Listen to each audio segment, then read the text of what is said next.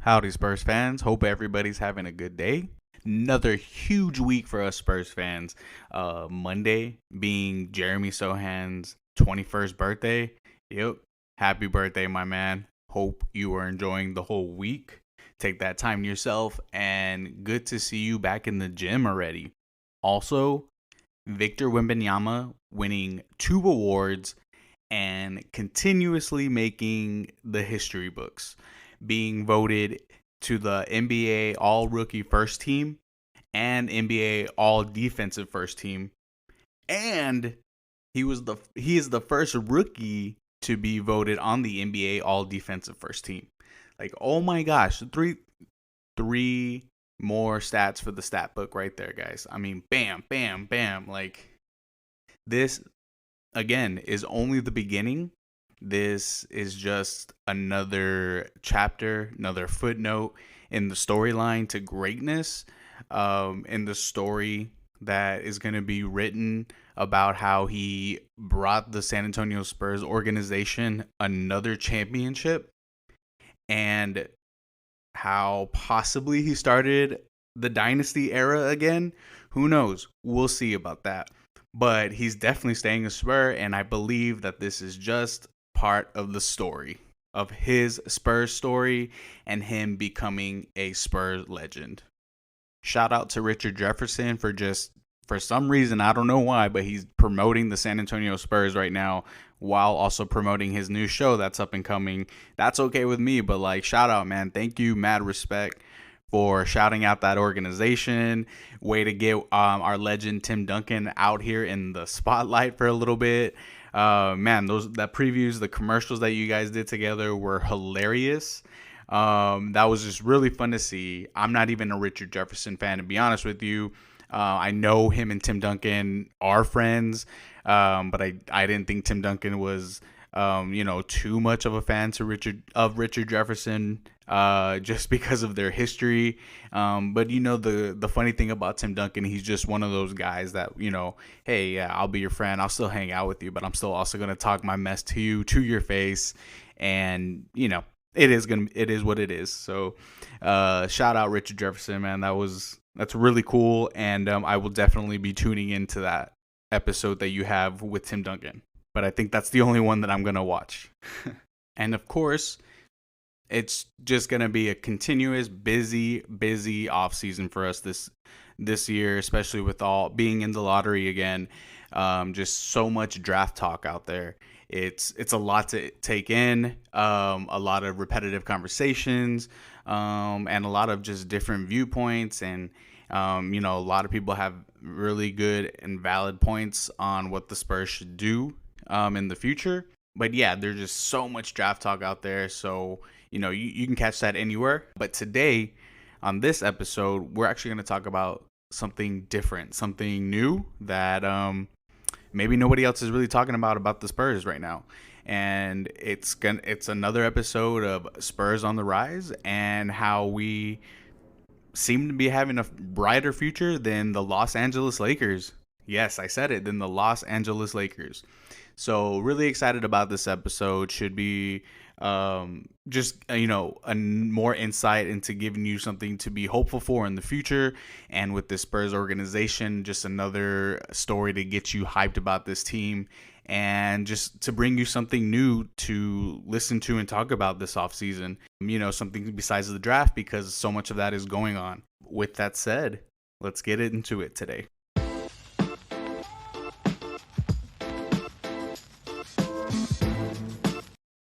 Okay, so overall, I want to talk about just the age factor, how they're not built for the future right now, and really just the lack of draft assets that they have, which is what overall makes us Spurs fans, the Spurs organization's future better than the Los Angeles Lakers. So to start with the age factor and father time, the obvious first and foremost is LeBron James being 39 years old. Let me double check that. 39 years old, y'all. Going into, or in the middle of next season, he's going to be turning 40 years old. So just starting with their current star franchise player, who is obviously at the end of his career. Um, they're gonna have a lot of things to look at, and one of those things too that they're looking at too is, are they gonna possibly draft Bronny James, who clearly is not NBA ready, just from clips that you could see from yourself, and then per scouts is not NBA ready. I mean, nothing against his son either. Hopefully, he does have a future career in the NBA, and hopefully he is successful and healthy. But the kid was not even starting at USC, and by drafting Bronny, I mean, they're not trying to win if you're making drafts like that. To me, what that's showing is just like, we're gonna make this a show. This is really just about LeBron James making history, playing with his son, and we're just gonna make it all about that this season. Do what we can to win, but we're probably not gonna do too much because that's not going to be the main focus. And would that be also a goodbye tour for LeBron? Could this be his last season? That's a very, very high possibility. And even if this season is not his last season, then the season after that could be his last season. So I mean, at best, they really only got 2 more seasons of LeBron James. And even that, it's not like they have 2 seasons of highly competitive LeBron James. I mean, the guy is 39 years old, going to turn 40. I mean, how much mileage, how much pressure are you really going to put on somebody, in that age group right there? So right there is something that they're going to have to think about. That's one player. The next player that is aging out is Anthony Davis. Anthony Davis being in his mid 30s, clearly at the tail end of his career, just by age itself. Nothing against his game or that his game is diminishing, but just by age itself is what we're talking about here. And that's just a factor that you can't deny. Father time catches up to everybody. Nobody is going to be able to compete at their highest level at the tail end of their career. And right now, the Los Angeles Lakers are relying heavily on 2 aging out guys. And that's what they're walking into next season and the season after that. Now, ways that they're not built for the future is the fact that they don't have the next franchise player to replace LeBron James and Anthony Davis once their time is up. They're not sitting in a position where, like us, Spurs are, where we have a young franchise and, quite honestly, proven player, somebody, has already proven in his rookie season that he's going to be a problem, that he's going to be the face of the NBA, and he's going to be a future MVP. The Lakers don't have that right now. So they're sitting on 2 aging players, and right now they're not looking to get into the lottery while LeBron James and Anthony Davis is on that roster. That is something and a direction they are not even looking towards. So the only way that they're going to be able to find that next franchise player is going to be through a trade. But at the same time right now, the up and coming superstars are young, and they haven't signed their contract extensions with their current organizations. And their organizations are winning organizations at that. So there's no guarantee that these young up and coming stars are going to want to leave their winning organization to go to the Lakers organization to replace LeBron James and Anthony Davis and bear all that weight of a whole city. I mean, that's a lot of weight, a lot of pressure to be the face of the Los Angeles Lakers and to have that responsibility to bring them another championship. That's a lot of pressure that I'm pretty sure these young guys right now, like Anthony Edwards, SGA, Luka Doncic, Tyrese Halliburton, Jason Tatum. These guys are in winning organizations. These are guys from teams that are in their conference finals right now. Who, I don't remember what Luka's contract is, but SGA staying in OKC for a while. Jason Tatum is staying in Boston for a while. Anthony Edwards, I don't know his contract either, but I don't think that he's signed any max extension yet with the Minnesota Timberwolves. But the fact that they're in the conference finals right now and have just improved year after year, I don't see that man leaving that organization to go head the Los Angeles Lakers with almost starting as a rebuild almost, or you know a a rebuild type transition. Like I don't see that he would want to do that and bear that weight, especially when his team is doing okay with what they have. So I don't know how they would trade for a young superstar that's gonna be the new face of the league to lead that franchise in the future. The only another option that I see for them would be is uh, maybe not necessarily tanking, but just when LeBron and AD are either gone or it's just AD, the team's just not good enough uh, to even make it in the play-in, and they somehow find their way in the draft lottery, which is a direction, of course, they're going to do everything that they can to avoid. They're going to throw all kinds of money at people to avoid the draft lottery, I'm sure, in the future, especially since, as of right now, we don't know any guaranteed star that's expected to come out of these future drafts yet. And I don't know if that's a chance that they would be willing to take. Another thing with drafting in the lottery and putting your hopes on that your number one, number two, number three pick is going to be the new face of your franchise is a huge risk for them.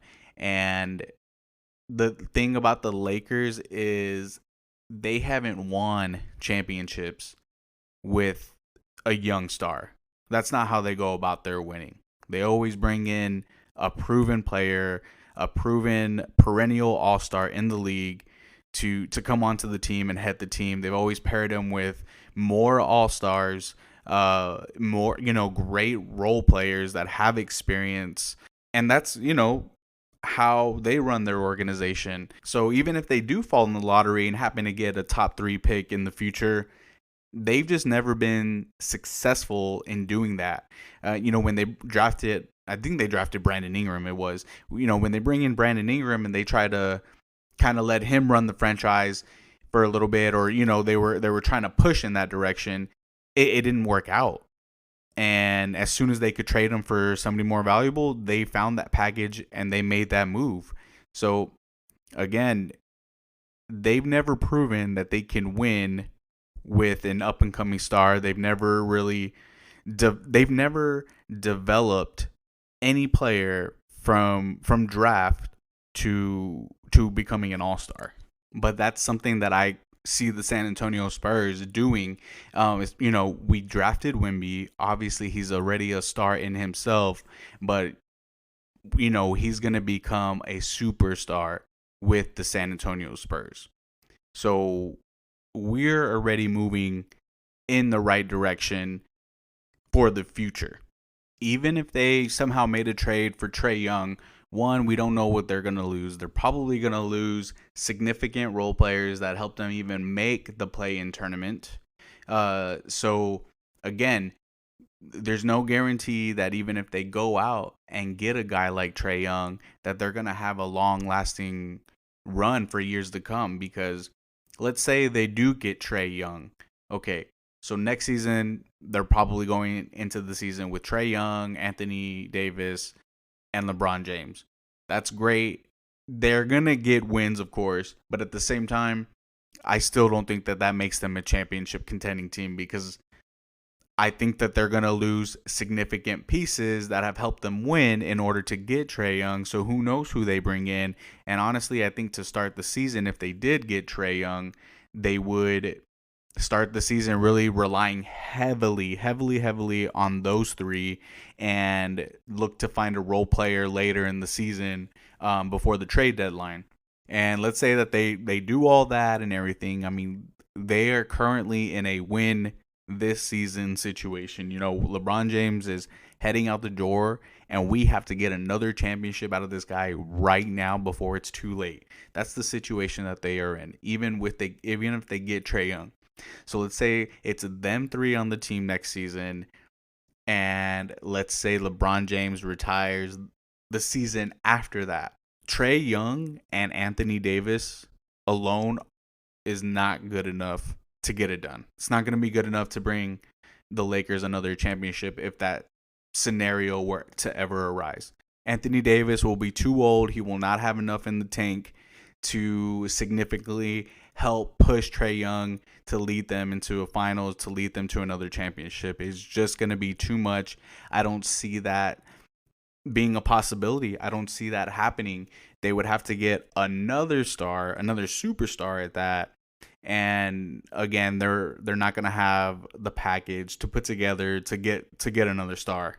So I wouldn't be surprised if they're waiting just to see what young superstar's contract is running up, and you know which player is going to be one of the new faces of the league when LeBron is gone. And I think that they're probably just waiting that out, and going to put a lot into a package to get that type of player. Of course, another problem that they're facing is just being unable to find a head coach, being unable to keep one, and being able to find one that's just good enough to take these guys to the next level. Obviously where they want to be, and taking that Lakers head coaching job is just like a death sentence. I mean, it's like a minimum max 2-year deal. You got 2 years to bring us the championship. Otherwise, we're going to find somebody else. And it doesn't matter how, if there's injuries, how bad the team that we put together is. You as the head coach only have 2 years to figure it out. Otherwise, you're out. And honestly, it just seems like they're going to continuously go through that ring around for the head coaching position. Again, I mean, we're winning, with proven coaches. And as of right now, there's obviously we're having 6 different champions in the past 6 years. There's constantly new coaches with championship experience, but that are already assigned, to their teams for many years through contract. Who's going to want to head coach that organization? It's a tough job. It's a tough ask, a lot of pressure. And right now, it's just not looking too good for them. And we all saw LeBron James at the Cleveland Cavaliers playoff game. We all saw it.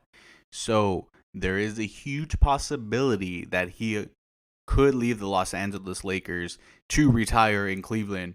It would make a lot of sense. And I know Lakers fans would not think so because of the movies he wants to make and the businesses that he has out in California. But in all honesty, I mean, the man's about to retire, and he could always move back to California after retirement. A significant part of his story could be how he began in Cleveland and then ended his career in Cleveland. I wouldn't be surprised. Don't put it past him. He's left plenty of places before, and not trying to rag on him for that right now, but just don't be surprised if he ends his career in Cleveland. And two, who knows? He might be there too to be scouting for his son. There could be some good odds out there that Cleveland could draft Bronny, bring in LeBron, and LeBron have a farewell tour, and also playing with his son to end his career, to make history. I could see it happening, just saying. So in reality, things are looking up for us Spurs fans, guys. We are looking pretty good sitting where we're at. We are not mid. We were bad. And there's kind of really only up from here. And we have so much draft capital to put packages around players that we currently have to upgrade this roster.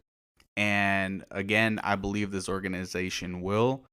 I do think that we'll pick up somebody that is just unexpected in a good way for us. Somebody fans aren't expecting, and two, at the same time, I would be surprised, but I also wouldn't if we happen to get somebody big like Trey Young.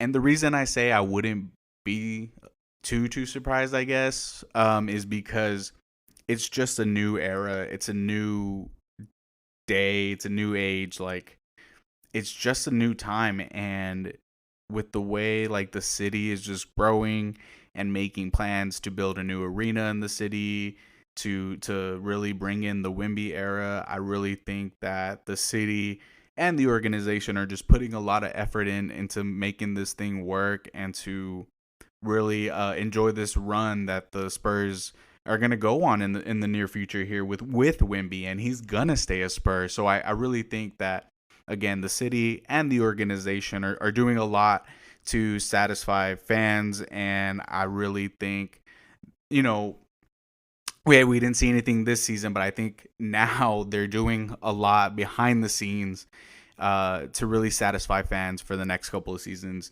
to come. And then obviously, hopefully we make a huge long run and just dominate the NBA throughout Wimby's career. And I know fans will say, that the Spurs don't run things that way. They take it slow. They're not big money spenders. And I know I've seen that and I've witnessed it too. But again, it's just a new day and era that I wouldn't be too surprised if they change up their strategy and they do start going out and realizing, we do have to spend in order to bring in some good players and in order to bring more championships to the organization. I think it's gonna happen. I mean, I really do. I'm just trying to put that positive vibe out there. I really do believe in that higher power. So the more positive I am, I feel like all that positivity is just reaching out to the team right now, to the organization, to the fans. I want you guys to really feel that, and I'm really hopeful. And the more positivity that we send out to the team, to the players, the city, the organization, like the more positive things are gonna happen. And I'm just excited to see where we go from here. A lot of things to come this offseason. The draft really just could not come any sooner. I think all of us Spurs fans, um, I think that we just can't wait. Like, we're all have opinions of keep the draft picks, draft players, develop. Let's go ahead and get rid of this year's draft picks, bring in a big player. I'm all for it, and yeah, in all honesty, I think that I would be down to package this year's draft picks. Even the 4 and 8 plus a player. In order to get a big name to come, if that's what it took, somebody that's really gonna, obviously fit with the organization, with our timeline, with Wimby, and get us more wins for sure. Players I would be down to go after would be Lauri Markkanen, McCall Bridges, Nick Claxton, Jared Allen. I believe we could pair Wimby with another big to help be just a big body in the paint for him. That way Wimby doesn't have to do so much in the paint in the rebounding department. If you bring in Lauri Markkanen, you can put him at the 4, slide Sochan at the 3. Lauri Markkanen has an offensive game, so he can go ahead and work both sides. He's also, a decent defender, and he's a good rebounder too, so he would help Wimby in the rebounds. Slide Sochan to 3. Sochan could still primarily focus on defense, so you have Sochan and Wimby, who are just, defensive stalwarts, and then Lauri Markkanen to back them up, and he also has that offensive game that would help. Bring in McCall Bridges, you put him at the 3, Sochan can stay at the 4. You still have length at the 3, 4, and 5, and again, Wimby, Sochan could still be the defensive stalwart of that lineup, and McCall Bridges brings an offensive game as well. He can shoot, he can play make. So I think him and Devin Vassell together playing together would be very beneficial to the Spurs, and I think that would absolutely work as a duo there.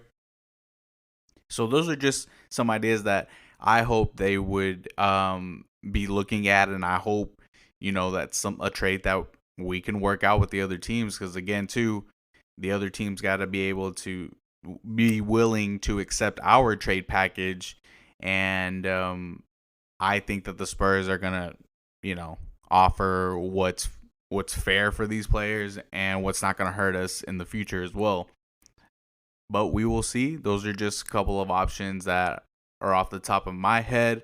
And I wouldn't be surprised, if there is another option out there that nobody's talking about, that's already on a NBA team, proven, not through the draft, and it just has what we need. I just wouldn't be surprised if somebody random just gets traded to us that's going to help us out, and that would be very exciting for us all.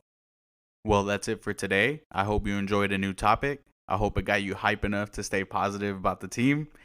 I'm heading out to Corpus Christi, Texas for Memorial Day weekend.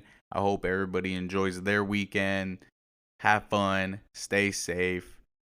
Be sure to keep up with GSG Nation on X at GSG Nation Talk, on Instagram and TikTok at GSG Nation, and GSG Nation on YouTube. Until then, go Spurs go.